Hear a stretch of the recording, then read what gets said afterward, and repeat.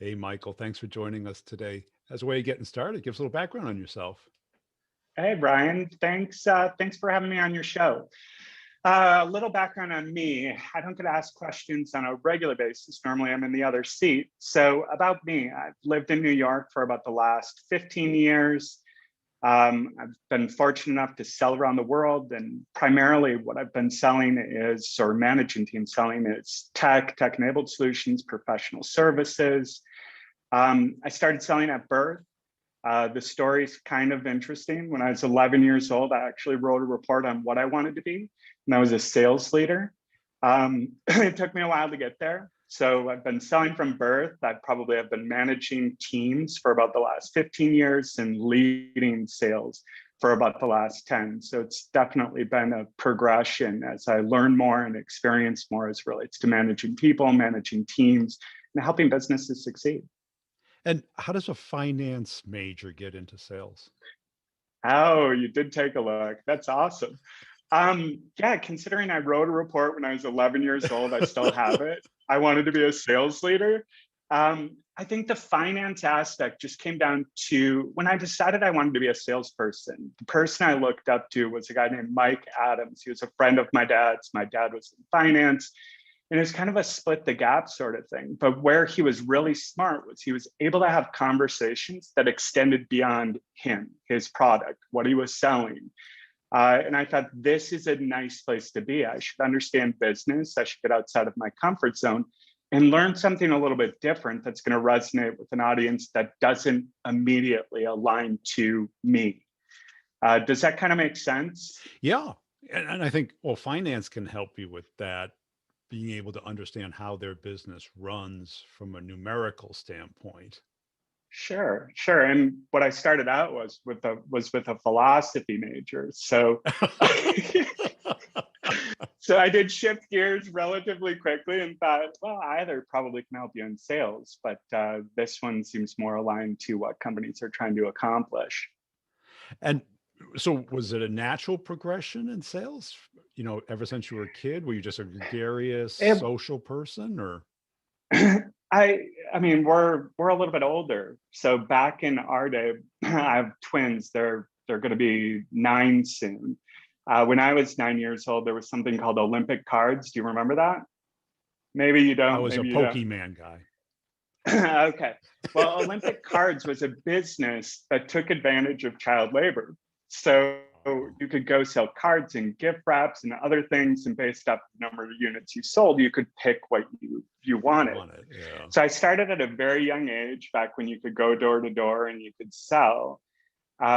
So way back in the day, I kind of knew that I like talking to people about what they're trying to do, and I like selling. It's quite rewarding to get somebody to spend some money with you, right?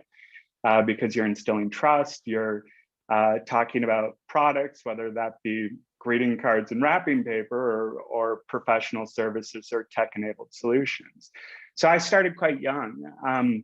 I knew that I wanted to go into it. It was an opportunity to make money from a very young age, or get a TV or a tent or whatever thing was in the catalog that actually sparked my interest. So I started young, and I think it was a very natural fit for me. And I think the finance degree took me outside of where I was comfortable, but that's always good too. And I'd encourage that in sales meetings. I'd encourage that in life, is step outside of what you know, because you can have much more interesting conversations when you do that. Yeah. And there seems to be a high correlation between people who really enjoy sales and that early childhood experience of effort and reward. Totally, totally, yeah. And I'm, And I'm sure you've taken a look at the other thing that I'm doing, which is kind of a family-owned business that gives money back to charitable causes that are focused on childhood development. And my kids are very involved in that. They're out marketing and pitching and coming up with marketing ideas. What can we do on Instagram? I think instilling it young that it's okay to be a salesperson is good. I think everybody's selling, whether you're in accounting, you're in finance, you're the CEO, you're the janitor. You're selling within an organization, but what you're selling definitely is a little bit different. and you made the progression into leadership. Is that true? I did, yeah. So I mean, leadership is, there's managers and there are leaders. And Big generally speaking, difference. there's a progression. Yeah, there's a progression between the two. So when you step in, you're like, I need to focus on dials. I need to focus on meetings. I need to make sure everybody, yeah, but it's kind of the natural trend. It's a natural transition that I try to coach against, which is focus on outcomes. Meetings aren't incredibly important. Right now, I'm a managing director for a consulting company, and a lot of the conversations are around that. Is how do we assess success? And there are multiple ways to do it.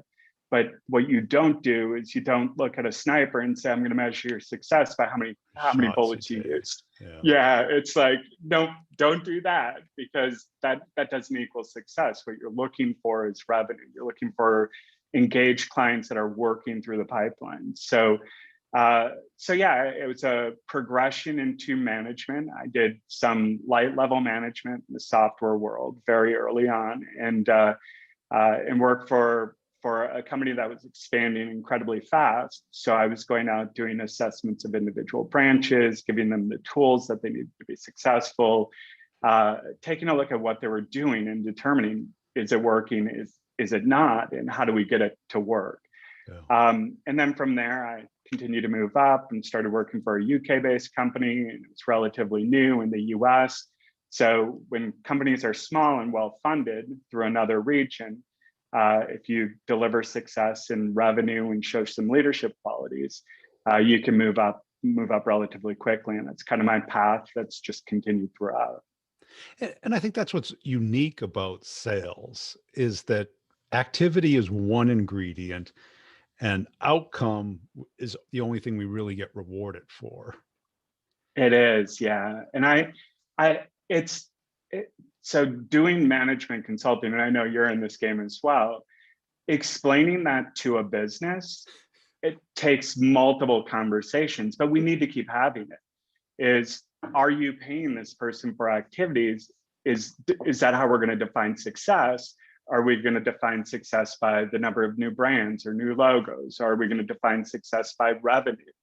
And you need to be really explicit on what that is, because smart people, and hopefully you're hiring smart people, are going to figure that out. Like, Real quick. this is how they measure success. I want to be successful. So what I'm going to do is focus on that one key matrix that we keep pointing back to. So I do have a lot of conversations as it relates to what does that look like, and let's even back it up. And what is focus? So, because you as an organization should be focused, and you should be able to find what that looks like, and then we should be able to drive that out to individual business functions and say, this is what success looks like, and here's what we're going to focus on. And a lot of what you talk about in your blogs and your posts, which I love, by the way, the ones that talk about cross-team collaboration within a business, a lot of it's that is the focus of each department probably doesn't align to the overall strategy and what you're trying to accomplish, and that's causing friction, right? Well, Like, yeah. And, and a lot of my experience was, a certain geography of startups yeah, where it very tribal. And, sure. and you would hear like, oh, if I put the engineer on fixing that bug, then the release has to slip. Everything was a zero-sum game. Yeah, yeah. It's interesting, right? Because even within businesses, we don't bridge connections necessarily. Like, we're not building those relationships. What we do is we're incredibly tribal. Yeah. And leaders should be looking to break that down. And being a sales leader, you should be looking to break that down. Like, I look to break that down because I've been selling for a while. So I can ask questions, I can gain alignment, I can start to move them with me to where we want to be, because that's what I've been doing. That's what I've studied. That's what I coach. That's what I manage people to do. And it shouldn't be the whole onus on a sales leader to do it, but we should be doing our parts. Like, we should be figuring out what motivates finance. From a legal perspective, what are they trying to accomplish? Like, get with them, because then it's a lot easier to move that path with them. Does that make sense? And I know we've experienced a lot of similar things. We're roughly the same age, so we've gone Well, through Well, it that's all. it. Yeah, finance, especially if the finance group, like I was within a startup in a big legacy company. So the finance group was used to repeat business. Yeah, Paperwork yeah, was already established, credit apps were already established, but you're selling software. If they don't yeah, pay, you turn it off. It's like the cable company. exactly. There's zero risk. But yeah, and I think it's explaining that zero risk, right? Like there is zero risk. If this product delivers the value that I said it did, they're going to pay for it. Yeah. So it tends to remove some of those obstacles when you just have a real conversation with people who don't necessarily see it exactly the way you do. Like you, I can tell sales is a second nature. And when it becomes second nature, you're like, well, this Well, isn't that hard. But the yeah. truth of the matter is, what you do, Brian, is incredibly hard to people who haven't done it, people who don't think like you, people who don't have your experiences. So you need to go to them, explain it, figure out what motivates them, and kind of move through a path together. And that allows you to really be focused as a company. And I think I know the company that you're talking about. And they've been a client at multiple companies of mine and of mine directly. And it's interesting because they have startups within a legacy business that's been around for over 100 years. And they treat them like established businesses that have been around for 50 years. And Yeah. it's like, okay, let's get alignment here on what this is specifically. Because I see a lot of sales leaders, managers who don't see that as part of their job. But Oh, it totally is the frictionless. Don't you think? well, I do, because it's like your job is not to count my calls, Yeah, right? The leader's job. yeah, I want you to get the company to work with and for us. yeah. So a big buzz term, and it's existed for a while, is frictionless selling. And we look one direction. We say with our external clients, we want to make it as easy for them as possible. But it's a term. CEOs are using it, CFOs, like they're listening to the let's make it easier on the client. And I'm saying, okay, now let's take that same process and apply it internally. Let's make it, and there will be always be some points of friction, but let's identify them. Let's talk about them so we all realize that this is what it is. And then let's try to reduce the amount of friction against each of these individual components to make it easier for the salesperson. And it's our job as sales leaders to identify those, to start those conversations, to bring the right people in, to understand where are these friction points in the sales process, not just at closing, because getting an SE on the line, getting an architect on the line, bringing in a subject matter expert, it can't be impossible for the salesperson, and they have to trust the person that they're bringing in. So how do we do that? How do we make this work for everybody? Because I think at the end of the day, that's what every business wants, right? And is this what turns you on right now, is like fixing companies and helping them? Yeah, it's kind of interesting because, as I said, I don't step into situations where I get asked a ton of questions. Normally, it's me sitting on the other side, even when we're selling 6 worldwide services. It's more around, hey, tell us about you. What are you trying to accomplish? What strategies have you put in place? How focused have you been on that strategy?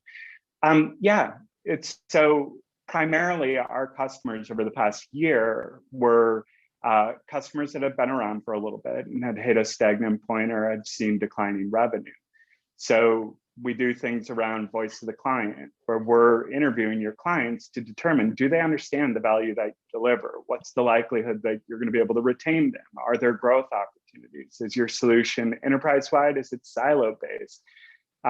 So we're doing some of that, and then the strategy development, execution, creating focus, and putting a senior leader on their leadership team when they're really too small to afford, somebody that's knowledgeable and has been through the ringer. Those are kind of the gaps that we're filling, but mostly we're working with some more established companies, 2+ years, 2 million to about 25, 30 million. And then companies that are looking to expand globally as well, which I've opened divisions and new products in other countries, and as has the other managing director and a lot of our resources So they've hit that point, and now it's like, what do we do? That's the problem solver in me of, okay, let's sit down, let's think about it. Let's be really strategic about the markets you're looking to enter, or what isn't working for you, or what could work better for you. And So COVID's been super interesting, right? Because old business ways didn't work. Your buyer, what was important to them 16 change. months ago Yeah. isn't what's important to them anymore. So you have to go back into your opportunities and have those conversations. And what's the key ingredient for when it works versus when it stalls? Is it a dynamic leader at the top? I well, there is a little bit of a pendulum effect because you can only apply pressure for so long. So it's so some of it is that. So when Yeah. you're pushing, and you don't get any reprieve, you don't give any uh, air for your teams to actually breathe and thrive. So you're not empowering them because you're pushing so hard that they're doing it your way rather than maybe a better way. I think companies can stall out for a couple of reasons. I think longer companies tend to stick with what they did. They believe that the same problems that they're solving are the ones that they were solving 20 years ago, and that isn't the case. Sometimes it's losing focus. So as you become bigger, you tend to shift more into an operational focused business rather than generating revenue, which you probably did early on. So a leader combined by an empowered team through just having a plan and focusing on that plan usually takes people where they want to be because it's a renewed focus. And you help them find that focus, kind of. That's usually our entry point, and then the longer term is we end up acting in a fractional sales leadership role where we're making sure that we just help them ensure that the focus is on their clients, their sales team, revenue development, and then we find additional ways to streamline the process. And we work in complex sales environments that have multiple people touching the client. We also work in some more legacy enterprise style sales where one individual, which Robert Bolden was talking about on one of your podcasts, and he's a friend of mine, where he said, SDRs, I see it as kind of a come go sort of thing. I think it depends on what you sell. I think it depends on who your company is and whether or not that's the best structure for you. But yeah, so we start off with the strategy, we get them more focused, we can pivot their business, value proposition. So what you're talking about, how does that resonate? We do a small amount of sales training, but we'd more lean on you to do that, somebody like you to do that. But what we want to do is open up commercial-based conversations so you understand where your solution fits, and then you can build out what your strategy looks like as a result of that. And what do you typically see them doing wrong or suboptimal? It really it depends on the client. It's the same thing that you probably see in training. Is there's something called the shiny object effect. Familiar with that? Yes. I've spent a lot of time in the UK, and there's something called a magpie, and I'm like, what is that giant beautiful bird that just like flies from one shiny thing to the next? I think a lot of companies, when something isn't working, rather than figuring out why it isn't working, they jump to the shiny object that they think is going to work, and then they jump to the next shiny object, and nothing's really given the right amount of time, effort, resources to come to fruition because they're jumping from one shiny object to the next. So that kind of brings us back to the focus piece. I think the other thing is when you're in the business and you've seen it work for a while, when it stops working, you tend to push on the things that used to work rather than assess maybe why it isn't working.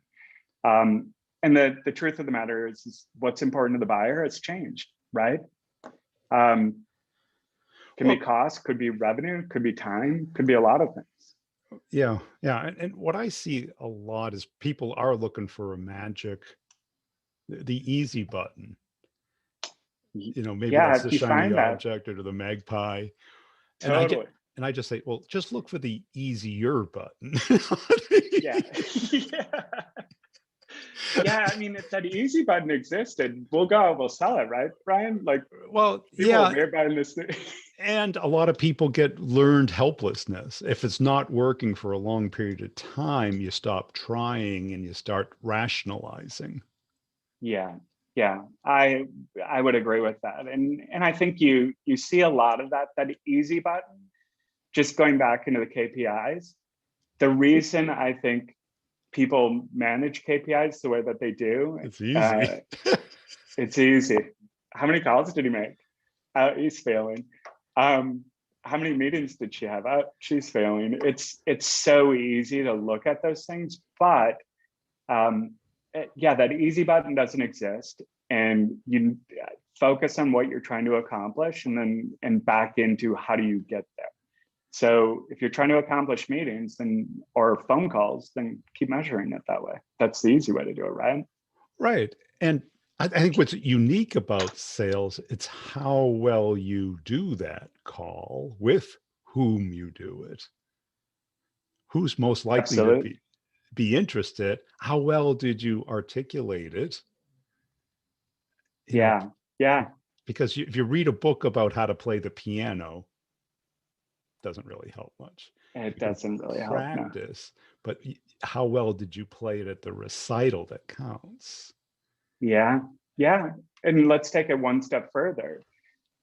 Selling, you have processes, you have playbooks, but there's a little bit of jazz involved too. A whole lot. So yeah, so it's not just, hey, I can play that piece. I think one of the things that uh, you just come to realize the longer you're in this is you set an agenda towards an outcome, because what you're trying to get to is the outcome. What they're trying to get from you is, where are we going to spend our time?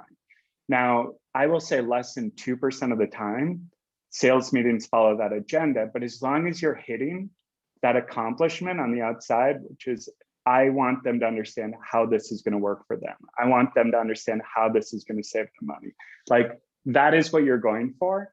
And the jazz piece is, unfortunately, how that meeting is going to go, right? Well, yeah, because if you're able to do it and they're the judge, this is that's weird about it, is the audience is the client Totally. and they're the judge of how well you did. Yeah. And you could And have if they used don't the like right your piece, words, right? But you didn't engage them, or the timing wasn't right, or you missed a cue on a question. yeah. Or they just don't like what you're playing. Like, they Yeah, would like you to right. have a conversation with them rather than, I don't want a PowerPoint. I don't want to be pitched. What I want you to do, like, I want to unload on you. Uh, and as salespeople, we should be super comfortable on somebody unloading on us. And then we should ask more questions, and ask questions that extend beyond your solution. Yeah. Because the better you understand that client, uh, the easier it is to solve for whatever they're trying to solve for. But I love the analogy that you just threw out there. I love analogies in general because they build connections, they build rapport, they make it easier for people to understand. And it's a great one. The playing the piano is perfect. You can't read a book, and a lot of people won't like the music you're playing. So make it their music. Like, you can guide the conversation to where you want it to go, but focus on the outcome, and let them accompany you. Let them help guide the tempo, the pace, how much time you're spending on you versus them. Love it. I'm going to steal that, Brian. Yeah, I'm take using it. it. Well, because I think a lot of leadership looks at it like dieting, where it's calories in, calories out. But Yes. it's not that. It's much more No. complicated than that. No. One thing, one thing to get some people on board with what sales is, and when you're working with smaller companies, the owners kind of get it. As companies get bigger, the owners and the CEOs and the CFOs get it a little bit less. Um, what I found to be really successful is bring them in, like, not as a participant, bring them into the conversation and say, hey, you're going to ghost this. You're going to sit right here. You're like, you can see how a client conversation goes, and they start to get on board. They start to understand that It's an open conversation that's sometimes going to move really fast, and other times it's going to move at more of a tempoed pace. But it's not something, the longer you're in sales, you forget this. It's not something that everybody does every single day. So, and I would encourage every single CEO, CFO, can I mirror you and find somebody that is confident? And in sales, that's super hard to find, right? Um,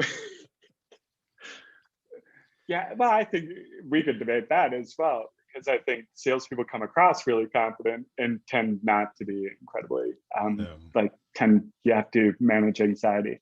But when leaders see how a prospect moves into a potential buyer, which moves into a highly engaged, which moves into a negotiation, which moves, when they watch that and they see the interaction, they start to get it. And that too can remove some of that cross-functional friction, which I love all of your videos on it. I love the fact that you're playing multiple people, and it's spot on. It's spot on. And I'm like, it's, there's absolutely zero fiction to it. It's a real no, life experience.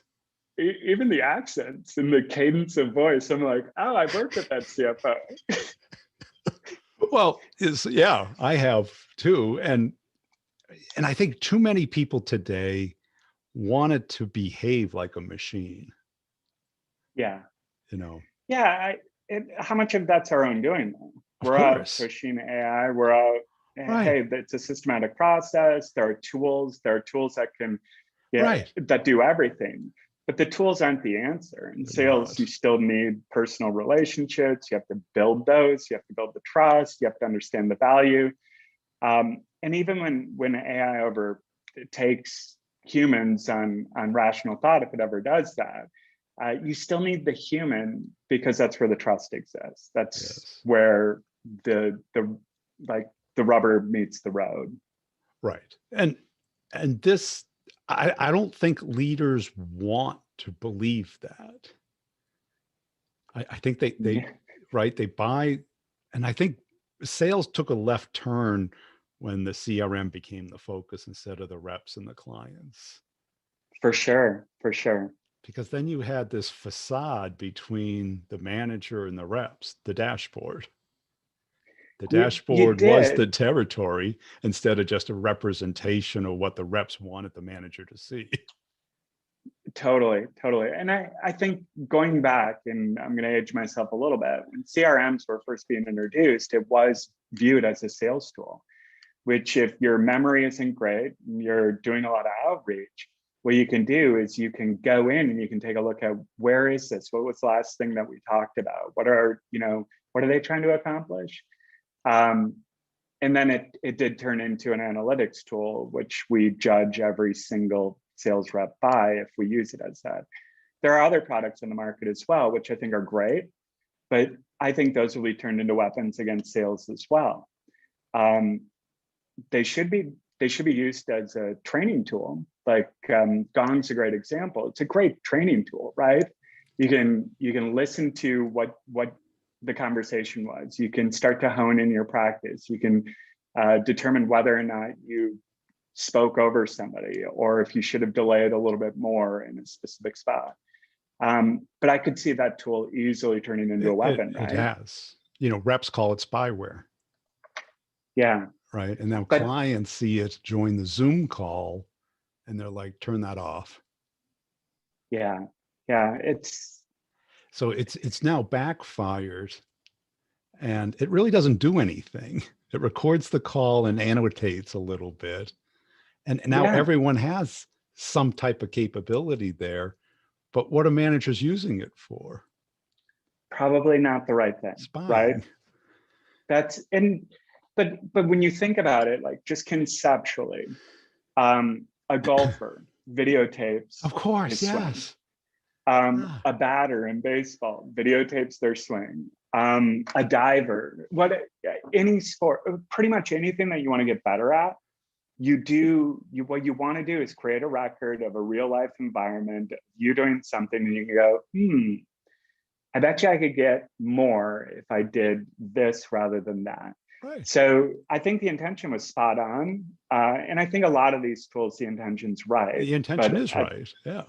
yeah, it's just, I think they can be misused for sure.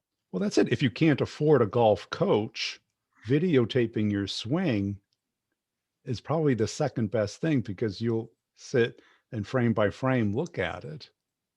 Yeah, which we should all do, We right? should We do. should all be doing it from a sales perspective. We should have Absolutely. real mentors and coaches that are willing to be honest, so that authentic, relatable. You need to be honest with your team, but they need to feel that it's a safe space as well. Right. And part of my hack for those videos is before I do I did a survey and then I saw all the managers' answers. Oh, you got the wrong KPIs. Then I say, well, help me understand what the right ones are. And they can't come up with any. Yeah. And then I get the exact script I need based off of everyone's perspective on it. Which is amazing. And you're doing amazing work, Brian. I love it. I love seeing it.